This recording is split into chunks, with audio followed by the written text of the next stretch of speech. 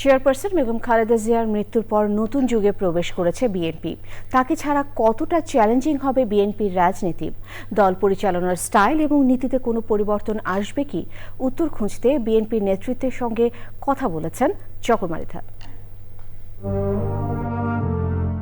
1981 সালে প্রেসিডেন্ট জিয়াউর রহমানের মৃত্যুর পর বিচারপতি আব্দুস সাত্তার বিএনপির চেয়ারম্যান হলে দলের প্রাথমিক সদস্য হন বেগম খালেদা জিয়া।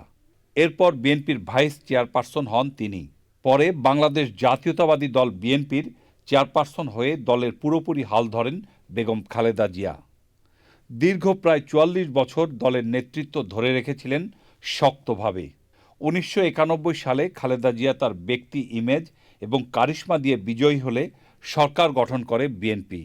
এরপর আরও দুইবার দেশ পরিচালনার দায়িত্ব পেয়েছিলেন বেগম খালেদা জিয়া। 30শে ডিসেম্বর খালেদা জিয়া মারা যাওয়ার পর দলের নেতৃত্ব এখন তার বড় ছেলে তারেক রহমানের হাতে। দলের নীতি, সাংগঠনিক কার্যক্রম সব কিছুতে দীর্ঘদিনের স্টাইলে কোনো পরিবর্তন আসবে কি না এই প্রশ্ন দলের নেতাদের কাছে। আমাদের নেতা জনাব তারেক রহমান বলেছেন যে দেশনেত্রী বেগম খালেদা জিয়া যেখানে শেষ করেছেন উনি সেখান থেকে শুরু করবেন। তার ফলে আমরা এটা বলতে পারি যে বিএনপির রাজনৈতিক কর্মকাণ্ডে ধারাবাহিকতা বজায় থাকবে। আসন্ন নির্বাচনে বিএনপির নির্বাচন পরিচালনা কমিটির চেয়ারম্যান হিসেবে সদ্য দায়িত্ব পাওয়া দলের স্থায়ী কমিটির এই প্রবীণ সদস্য মনে করেন দলের নীতি এবং সাংগঠনিক কার্যক্রমে বড় কোনো পরিবর্তন আসবে না।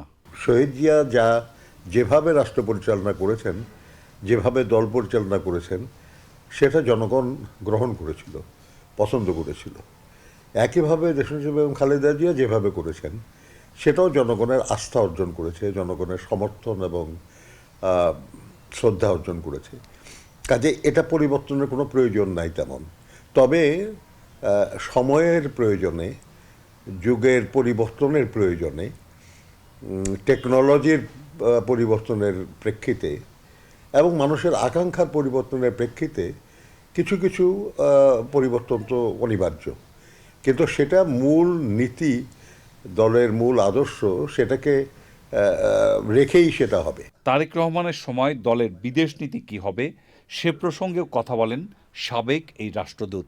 বিদেশ নীতি এটার কখনোই পরিবর্তন হয় নাই। শহীদ জিয়া যে নীতি অবলম্বন করেছিলেন, দেশনেত্রী বেগম খালেদা জিয়াই সেটি অবলম্বন করেছেন যে সবার সাথে বন্ধুত্ব, কারোর সঙ্গে শত্রুতা না, এবং সার্বভৌম সমতার ভিত্তিতে সবার সঙ্গে সুসম্পর্ক বজায় রাখা। এটা তারেক রহমান সাহেব উনি এই নীতি উনি গ্রহণ করেছেন। তবে সবাই মনে করছেন আগামীতে তারেক রহমান দল এবং দেশের জন্য নতুন কিছু পরিকল্পনা বাস্তবায়ন করবেন, যা তিনি দেশে ফিরে তার প্রথম বক্তৃতায় বলেছিলেন। I have a plan